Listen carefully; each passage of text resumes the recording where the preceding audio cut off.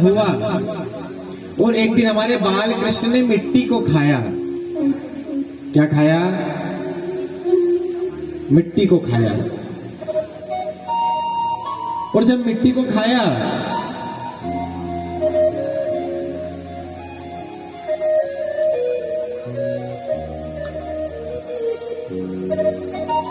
तो एक हमारे बाल कृष्ण के जो मित्र है ना, मधुसूदन जी महाराज, उन्होंने जाकर शिकायत कर दी मैया से, मैया लाला ने मिट्टी खाई है।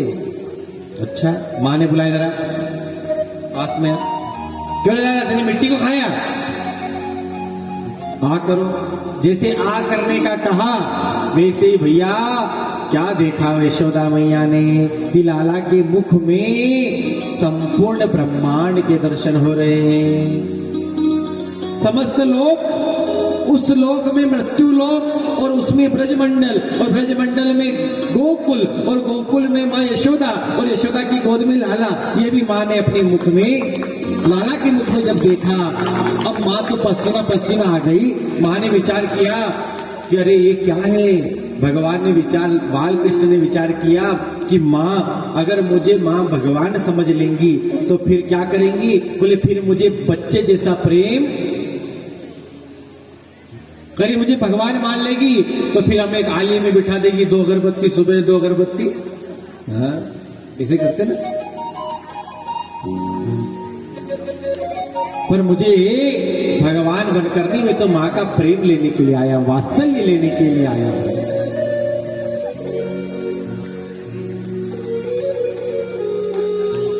उस लीला को उस ब्रह्म ने संवरण किया, नष्ट किया। और एक दिन हमारे बाल कृष्ण और बड़े हो गए, गुटवन गुटवन जब चलने लगे तो चलते चलते भैया सुखदेव जी कहते, ध्यान से सुनिए, बड़ी सावधानी से सुनिए।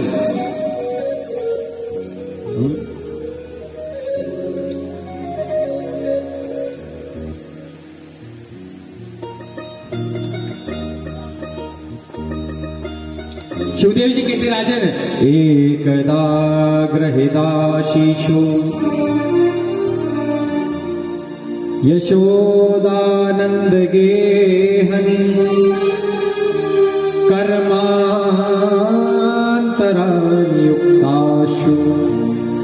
निर्मंथम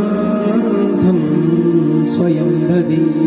आज यशोदा मैया दधी का मंथन कर रही है। क्या कर रही है भैया? ऐसी ऐसी कथाएं हैं। आप हम तो चाय और पानी के चक्कर में पड़े हुए हैं। बस भी चले नहीं तो हम रोटी भी साथ में लेकर आवे। सुनिए जरा ध्यान से।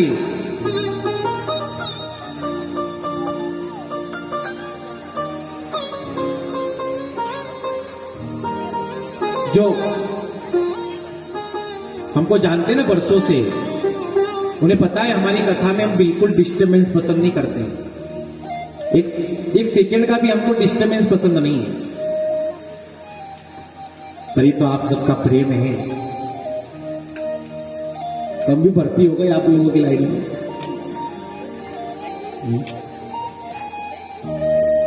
कथा को सुन रहे हो आप, प्रेम के साथ सुनो, भाव के साथ सुनो। जब तक देखिए, जब तक मेरा मन, जब तक वक्ता का मन नहीं लगेगा तब तक श्रोता का मन कथा में लग ही नहीं सकता। लग सकता है क्या? इसलिए मन लगाने के लिए श्रोताओं को भी वैसे प्रकार से बैठना चाहिए, सुनना चाहिए।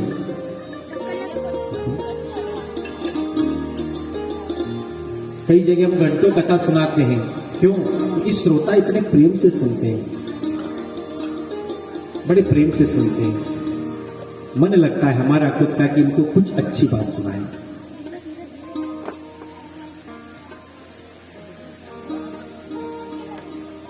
क्या कह रहे थे? हाँ, अब आप सभी लोग से मेरा निवेदन, बिना कोई हिले डुले अपने ध्यान को भगवान के चरणों में मन को लगाओ और प्रेम के साथ कथा का श्रवण पान करो। विराज चाहिए भैया भी।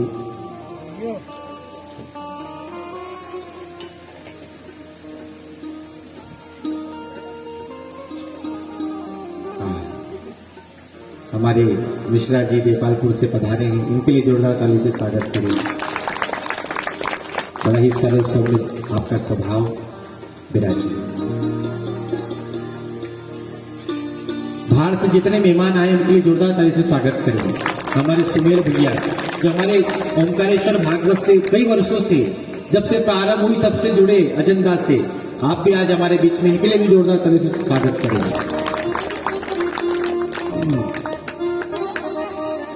एकदा गृहदाशिषु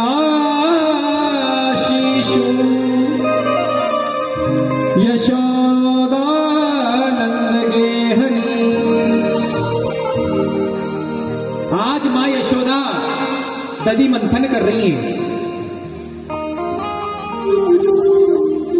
अच्छा, इतनी दासियां हैं लेकिन नहीं, स्वयं दधि मंथन कर रही हैं। निर्मंथम स्वयं दधि, स्वयं दधि का मंथन कर रही हैं। दधि का मंथन करते करते करते करते विचार कर रही हैं, अरे मेरा लाला कितना, क्या कर रही हैं? यानी गीतानी, अपने बाल कृष्ण की, अपने लाला की सुंदर सुंदर बाल मनोहर लीला को स्मरण कर रही है, स्मरण कर रही है। मेरा लाला कितना मीठा बोलता है, जब वो चलता है तो कितना सुंदर चलता है। मेरा लाला जब लीला करता है तब कितना मीठा लगता है, कितना प्यारा लगता है। भैया, जो मां यशोदा के मस्तक पर जो पुष्प है ना, वो पुष्प गिरकर चरणों में गिर रहे हैं। क्यों? उन पुष्पों ने भी विचार किया कि हम मस्तक पर धारण करने योग्य नहीं, हम तो चरणों में रहने योग्य हैं। हम इनकी देवी के मस्तक पर नहीं, हम तो चरणों में शोभायमान हैं।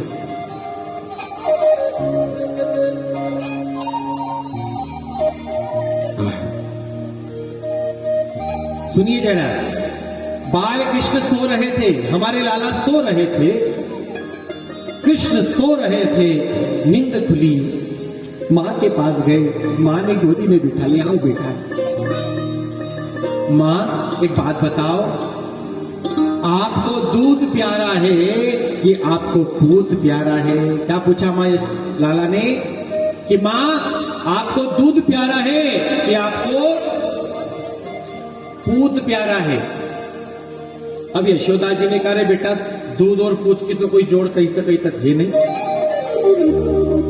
भाई, अपनी संतान के से सामने ये चीजें क्या लगती हैं? अच्छा, वाह। इतने में यशोदा जी को याद आया कि मैं एक चूल्हे पर दूध रखकर आई हूं और दूध उफनने वाला है। क्या होने वाला है? दूध उफनने वाला है। तुरंत यशोदा जी ने लाला को गोदी से उतारा और उतारकर नीचे रखा और दौड़ लगा दी। किसकी ओर? दूध की ओर। किसकी ओर दौड़ लगाई? हमारे बाल कृष्ण ने विचार किया कि देखो ना, कितनी जल्दी मेरी मां बदल गई। अभी तो कह रही थी कि मुझे पूत प्यारा है और इतनी जल्दी मां दूध की ओर भाग पड़ी। भगवान चले हैं, कृष्ण चले, चलते चलते भैया जितने दादी परदादी नानी पर नानी जमाने के मटके थे ना, उस मटकों को एक मूसल रखा था, मूसल पर चढ़े और मूसल पर चढ़कर सारे मटके फोड़ दिए, सारे मटके फोड़ दिए, सारे मटके फोड़ दिए।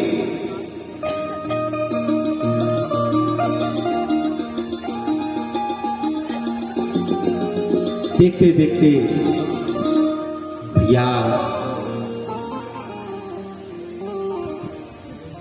देखते देखते मां यशोदा आई हैं।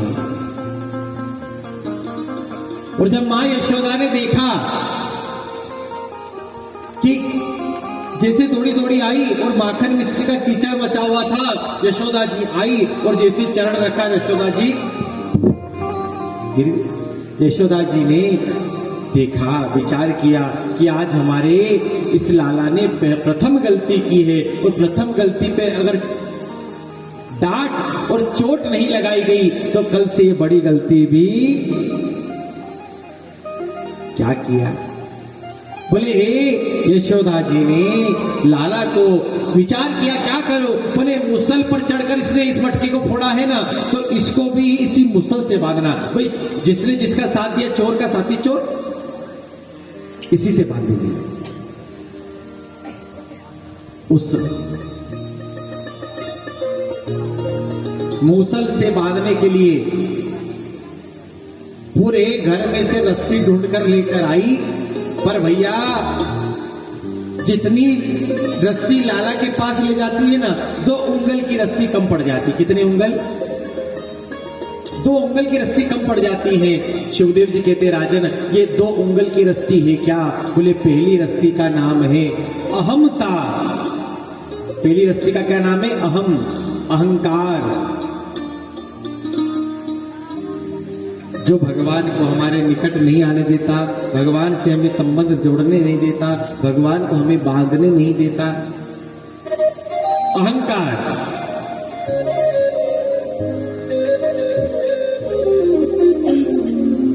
और दूसरी रस्सी का नाम है ममता, अहमता और ममता। जब यशोदा जी पूरे घर की रस्सी ढूंढ के लिए आई, पसीने में पसीना पसीना आ गया बेचारी को। भगवान ने विचार किया, बाल कृष्ण ने, कि मेरी मां थक गई हैं, परेशान हो गई हैं, बंध गए। और भगवान प्रेम की रस्सी से तुरंत बंध जाते हैं, जो उनको प्रेम की रस्सी से बांध दे। जिस प्रकार भक्तराज नरसिंह ने बांधा, भक्तराज श्री मीरा ने बांधा, भक्त शिरोमणि श्री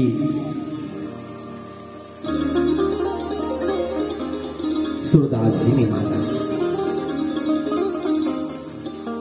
अरे नरसिंह जी को देखिए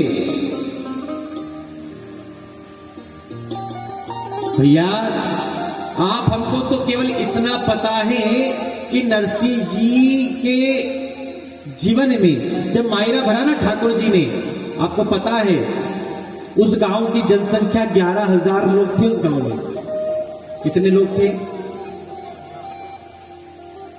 11,000 लोग उस गांव में निवास करते थे। मायरे को कभी पढ़ा हो, सुना हो?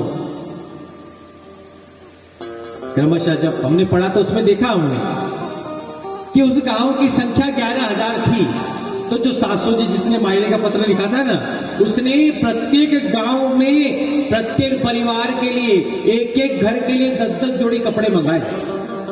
कितने जोड़ी कपड़े? अब विचार करो कितनी जोड़ी कपड़े हुए?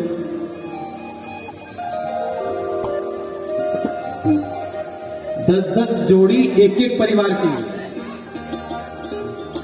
11,000 उस गांव की जनसंख्या है। 11,000 लोग हैं उस गांव में, घर है। पर भैया हमारे सावरिया ने सभी के मनोरथ को पूर्ण किया। लेकिन ध्यान से सुनिए, एक चूड़ी बेचने वाली थी। क्या बेचने वाली थी? योग से वो उस गांव से उस दिन वो चूड़ी बेचने नहीं चली गई। वो आई, पड़ोसन ने बताया, अरे तुम तो चूड़ी बेचने गई और यहाँ पे तो सावरिया सेठ आए थे और उन्होंने पूरे गांव का मायरा भरा, हम सबको 10-10 जोड़े कपड़े मिले, हमको तो इतने सारे सामान मिले। और वो चूड़ी वाली ने विचार किया कि मेरी किस्मत कितनी खराब है, मैं कितनी अभागन हूं, मैं कितनी गरीब हूं। देखो ना, मेरे भाग्य में नहीं था, इसलिए मुझे दौड़ी दौड़ी गई नानी बाई के पास। देवी जी, मैंने सुना कि आपका भाई आया था और आपके भाई ने सब पूरे गांव के लोगों को कपड़े दिए, मुझे नहीं मिलेगा क्या?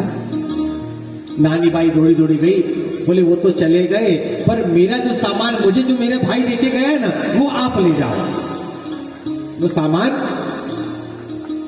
आप ले जाओ। जैसे सामान लेकर गई, उसने हाथ जोड़कर कहा देवी जी जरूर पिछले जन्म में मैंने किसी का हक मारा होगा, तो इस जन्म में मैं गरीब बनी हूं, अगर इस जन्म में भी आपका हक मार लूंगी तो पता नहीं फिर मेरा क्या होगा, मुझे तो मेरा हिस्सा दो, मुझे तो जो मेरा हिस्सा है ना। बोले हमारे पास, बोले पिताजी के पास, पिताजी के पास ले गई। नरसिंह जी से कहा पिताजी इसकी भी झोली को भरो। नरसिंह जी ने कहा बेटा न तो पहले मेरे पास कुछ था न आज मेरे पास कुछ है, देने वाला तो कोई और है। उसको जब पुकारा आज भगवान प्रकट हुए, वो प्रकट होकर उस चूड़ी बेचने वाली की भी झोली को भरा। अरे भक्त के लिए भगवान क्या नहीं करते, क्या नहीं करते बताइए, वो भक्त के लिए क्या नहीं करता।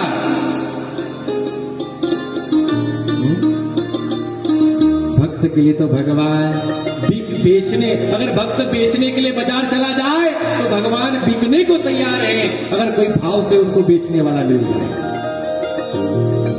भगवान क्या नहीं करते। ऊंच नीच सब काज भक्त के, निज कर सकल बना। एक बात बताएं, हमारे टेढ़े मेढ़े उल्टे सीधे ये जितने भी काम है ना, सब भैया कौन बना रहा है? बंसीवारा बना रहा है।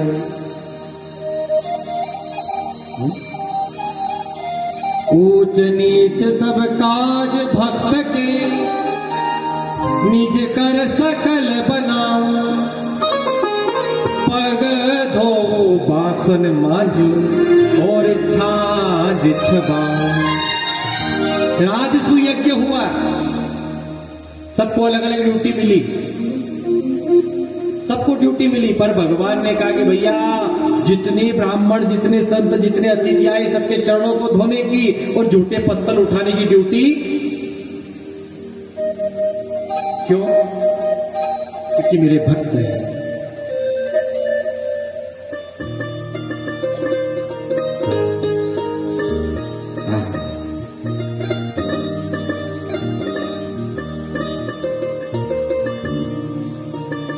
और महाराष्ट्र में एक जूनाबाई नाम की भक्त हुई, उसकी ये छज्जा छबा कर आए कि नहीं है? छज्जा छबा। भक्त के लिए भगवान क्या नहीं करते। और बदले में मांगो दूध न दही, बदले में कुछ मांगते नहीं है। अगर भाव से पत्रम पुष्पम फलम तोयम यो यम व्यक्ता, अरे भैया जो भाव से भगवान को कुछ भी अर्पण कर दे उसे प्रसन्न हो जाते हैं। कुछ ना मिले तो जो भाव के दो आंसू भगवान को अर्पण कर दे तो भगवान तो उस आंसू से प्रसन्न हो जाते हैं। इतने दीनानाथ हैं, इतने करुणा सिंधु हैं, इतने कृपालु हैं, इतने।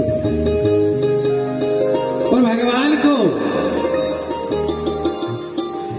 प्राप्त करने के लिए प्रेम की रस्सी चाहिए, और वो रस्सी से आज भगवान बंध गए। और जैसे बंधे भैया, यशोदा जी ने सोचा घर का सारा काम कर लूंगी, झाड़ू लगा लूंगी, पोछा लगा लूंगी, सब काम चकाचक कर लूंगी, क्योंकि लाला तो बना। यशोदा जी घर के काम में लग गई, और उतने में ही माँ तो जब काम कर रही थी उतने में ही हमारे लाला के कानों में आवाज आई। उनके कानों में क्या आवाज आ रही है? आ जा रे सावरिया, आ जा रे कन्हैया। कौन कौन बुलाना चाहता है? आप लोग चाहते हो कि नहीं कन्हैया आवे? चाहते हो कि नहीं? चाहते हो ना? आ जा रे सावरिया, आ जा रे कन्हैया, किसी भी बहाने आ जा रे सावरिया, किसी भी बहाने, कोई भी बहाने आ जा रे सावरिया, किसी भी बहाने आ जा रे सावरिया, किसी भी बहाने आ जा रे सावरिया। कन्हैया आजा रे कन्हैया आजा रे सांवरिया आजा रे कन्हैया आजा रे सांवरिया आजा रे कन्हैया आजा रे सांवरिया आजा रे कन्हैया किसी भी बहाने आजा रे किसी भी ताली बजाते हुए भाव से आजा रे सांवरिया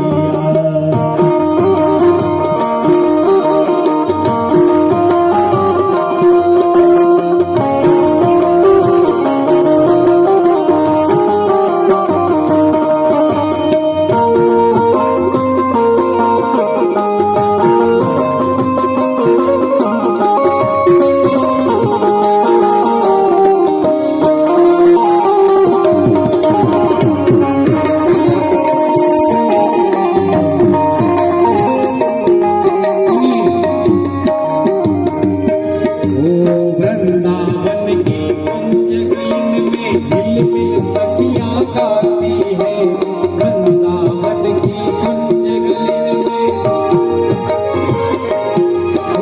वृंदावन की कुंज गलिन में हिल मिल सखियां गाती है वृंदावन की कुंज गलिन में हिल मिल सखियां गाती है बार बार यह गाती है अरे बार बार ये गाती है रास रचाने माता रे सांवरिया रास रचाने आजा रे सांवरिया किसी भी बहाने हरि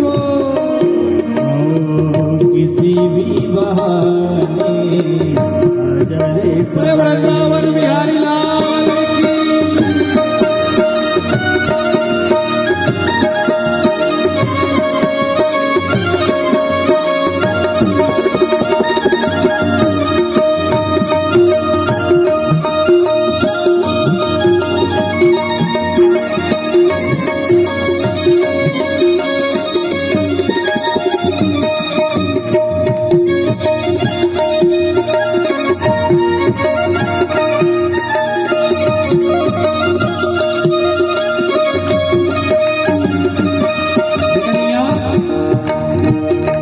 यमुना तट पर जाके कान्हा मुरली धुन बजाई थी बंसी वट पर जाकर कान्हा मुरली मधुर बजावे है खुद खुद सब बिसराई थी खुद खुद सब बिसरावे मुरली बजाने आजा रे मुरली बजाने आजा रे सांवरिया किसी भी बहाने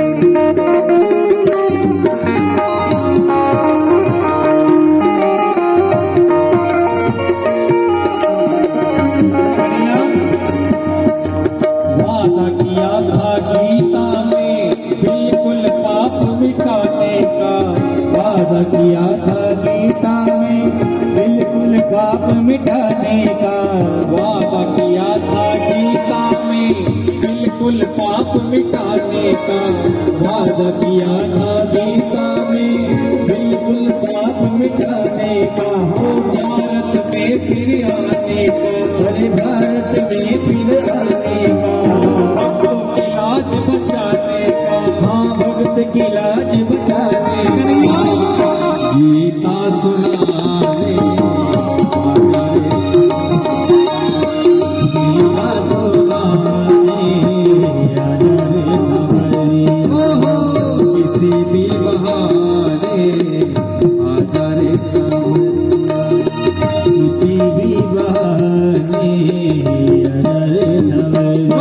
तो बिहार